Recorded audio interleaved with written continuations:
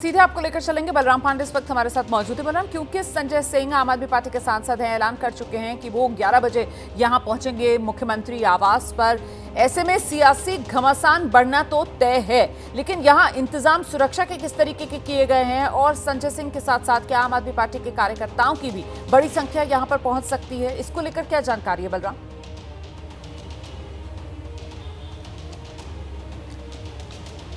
बिल्कुल, सबसे पहले आपको सुरक्षा की तैयारी दिखाते हैं कि किस तरीके से दिल्ली पुलिस ने यहाँ पर सुरक्षा तैयारी कर रखी है। आप देख सकते हैं ठीक सामने यहाँ से करीब 200 मीटर की दूरी पर जो सीएम हाउस है वो है, और उससे पहले ही आप देख सकते हैं कि गेट को पूरी तरीके से बंद कर दिया गया है। भारी संख्या में दिल्ली पुलिस के जवानों के साथ साथ अर्धसैनिक बलों के जवानों को तैनात किया है, और बाकी जो भी मार्ग इस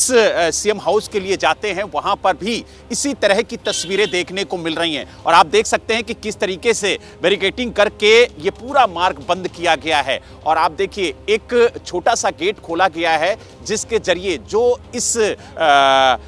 जगह रह रहे हैं उन लोगों को आने जाने का रास्ता दिया है, लेकिन बाहर से कोई अंदर नहीं जा सकता है। इसके लिए यहाँ पर आप देख सकते हैं कि किस तरीके से किलेबंदी की गई है। चारों तरफ आपको सिर्फ दिल्ली पुलिस के जवान नजर आएंगे, अर्धसैनिक बलों के जवान नजर आएंगे, और बिना चेकिंग किए किसी को भी अंदर जाने नहीं दिया जा रहा है। और ये बताया जा रहा है कि सुबह 11 बजे प्रेस वार्ता करने के बाद संजय सिंह मीडिया के साथ यहां पर पहुंचेंगे। हालांकि प्रशासन ने उन्हें अंदर जाने की इजाजत नहीं दी है, और शायद यही वजह है कि यहां पर भारी संख्या में जो दिल्ली पुलिस के जवान हैं वो सुबह से ही मौजूद हैं। कल भी हम यहां पर आए थे और अंदर जाने की कोशिश कर रहे थे, लेकिन दिल्ली पुलिस ने हमें रोक दिया था और कहा था कि यहां पर अंदर जाने की इजाजत नहीं है। और यही वजह है कि कल से ही इस पूरे मार्ग को आप देख सकते हैं कि बंद किया हुआ है, और लगातार दिल्ली पुलिस के जवान, अर्धसैनिक बलों के जवान यहां पर तैनात हैं, और कोशिश यही है कि कोई भी अंदर ना जा पाए। अब देखने वाली बात यह होगी कि जब संजय सिंह यहां पर पहुंचेंगे मीडिया के साथ, तो उनके साथ जो आम आदमी पार्टी के वरिष्ठ नेता हैं, कार्यकर्ता हैं, वो भी यहां पर मौजूद रहेंगे, और वो पूरी तरह से कोशिश करेंगे अंदर जाने की और दिखाने की कि जो आरोप बीजेपी लगा रही है कि शीश महल में करोड़ों रुपए खर्च किए गए हैं, सोने की टॉयलेट सीट लगाई गई है,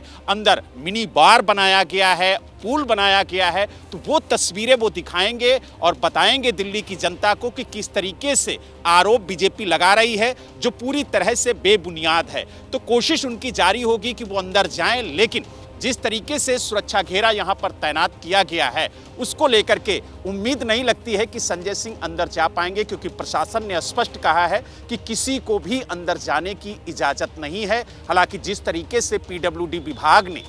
ये अलॉटमेंट रद्द किया है और उन्हें ये चयन करने के लिए कहा है कि 2 बंगलों का ऑप्शन दिया गया है, आप जो भी बंगला पसंद करें उसका चयन कर लें और पीडब्ल्यूडी की तरफ से उन्हें अलॉट कर दिया जाएगा। हालांकि 3 बड़े आरोप आतिशी ने लगाए हैं। पहला आरोप उन्होंने लगाया कि 3 महीने के अंदर 2 बार उन्हें घर से बाहर किया गया। तो पीडब्ल्यूडी विभाग ने कहा कि जब पहली बार उनका अलॉटमेंट रोका गया था तब ये कहा गया था कि अरविंद केजरीवाल ने पूरी प्रक्रिया का पालन नहीं किया, और जो चेकलिस्ट तैयार होनी थी वो चेकलिस्ट तैयार नहीं हुई। उसके बाद जब उन्हें पजेशन के लिए कहा गया तो 3 महीने उन्होंने लगा दिए और उन्होंने पजेशन नहीं लिया, और यही वजह है कि दूसरी बार उनका अलॉटमेंट रद्द किया गया। और साथ ही ये भी कहा गया पीडब्ल्यूडी विभाग की तरफ से कि ये बंगला जांच के घेरे में है, ईडी और सीबीआई इस बंगले को लेकर के जांच कर रही है। तो ऐसे में अगर कोई विवादित बंगलो हो या मकान हो या भवन हो या आवास हो तो उसका अलॉटमेंट पीडब्ल्यूडी विभाग नहीं कर सकता है, क्योंकि जो विभाग उसकी जांच कर रहा है जब तक उधर से क्लियरेंस नहीं मिलता है तब तक उसका अलॉटमेंट नहीं किया जा सकता है।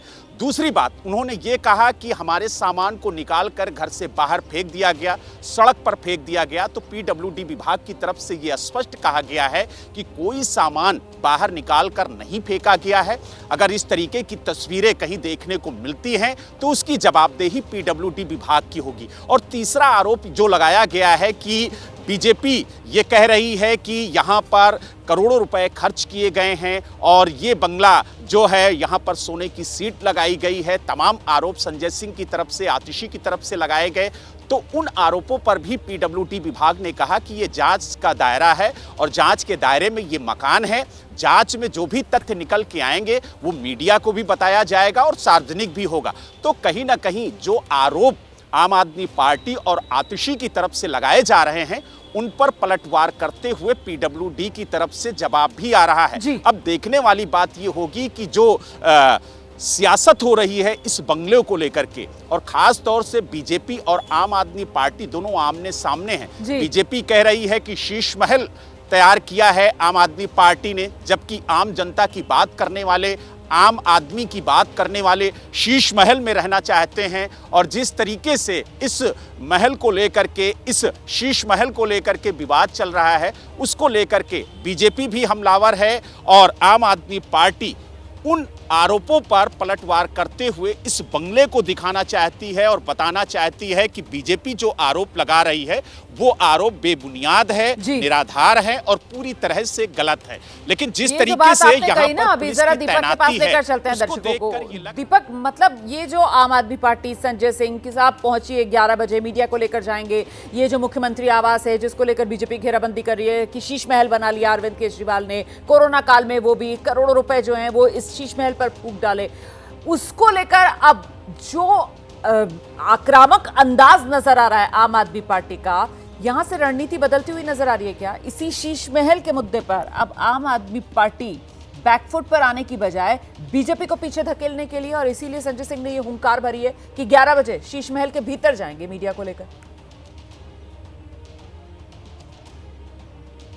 बिल्कुल रोमाना, जैसा मैं पहले भी बता रहा था कि जब प्रधानमंत्री नरेंद्र मोदी ने पहली रैली करी उसमें सीधे तौर पर शीश महल का जिक्र किया, तो उसी से समझ में आ गया आम आदमी पार्टी को कि इस बार बीजेपी जो है वो पूरा का पूरा चुनाव इसी बंगले के इर्द गिर्द लड़ना चाह रही है और इसका खामियाजा आम आदमी पार्टी को न भुगतना पड़े, इसलिए आम आदमी पार्टी ने नई रणनीति तय की है। आम आदमी पार्टी ये कह रही है कि जो बड़े बड़े दावे किए जा रहे हैं, इतने करोड़ का पर्दा, इतने करोड़ की टॉयलेट शीट लगी है, इतने करोड़ का स्विमिंग पूल बना है, वो तमाम चीज़ें झूठ कही गई हैं, उसका झूठा जिक्र है। हालांकि अरविंद केजरीवाल का खुद का बंगला तो नहीं है क्योंकि वो एक मुख्यमंत्री के तौर पर वहां पर रह रहे थे, उन्हें वो अलॉट किया गया था, पीडब्ल्यूडी ने बनाया है, पीडब्ल्यूडी ने अपने पैसे से बनाया है। तो अब क्योंकि वो मुख्यमंत्री नहीं है, वो वहां से चले भी गए हैं, कोई नया मुख्यमंत्री आएगा तो उसमें रहेगा, चाहे वो किसी भी पार्टी का हो। लेकिन सीधी बात यह है कि अब जहां तक लड़ाई इस बात को लेकर हो रही है, तो आम आदमी पार्टी की कोशिश है रोमाना कि आज से वो इस मुहिम में चले कि जो नैरेटिव बीजेपी सेट करना चाहती है उसके उलट वो आम आदमी पार्टी ये दिखाना चाहती है कि सारे दावे झूठे हैं। इसलिए कोशिश ये की जा रही है कि वो पिक्चर्स, वो तस्वीरें अंदर की अब बाहर रख दी जाएं, जहां पर स्विमिंग पूल की बात कही जा रही है, जहां पर पर्दों की बात कही जा रही है। यही वजह है कि संजय सिंह कह रहे हैं कि मैं खुद जाऊंगा, दिखाऊंगा, एक एक चीज़ दिखाना चाहता हूँ, मुझे अंदर जाने दिया जाए, मेरे साथ मीडिया कर्मियों को भी जाने दिया जाए और उसके बाद मैं वहाँ भी जाऊँगा जहाँ पर करोड़ों की लागत से पीएम हाउस बन रहा है, नया पीएम हाउस बन रहा है। वो तो ये कहा जा सकता है ना कि चुनावी पिच पर ये मुद्दा शीश महल का, जिसको लेकर आम आदमी पार्टी अब डिफेंसिव नहीं अग्रेसिव अंदाज में राजनीति करने के मूड में है। लेकिन क्या इसका फायदा होगा, क्या इसका नुकसान होगा और क्या ये अग्रेसिव खेल पाएगी आम आदमी पार्टी? संजय सिंह जो ये ऐलान कर रहे हैं कि 11 बजे पहुंचेंगे यहां पर मुख्यमंत्री आवास पर और मीडिया को भीतर लेकर जाएंगे क्योंकि वहां तो पुलिस का पहरा कड़ा है।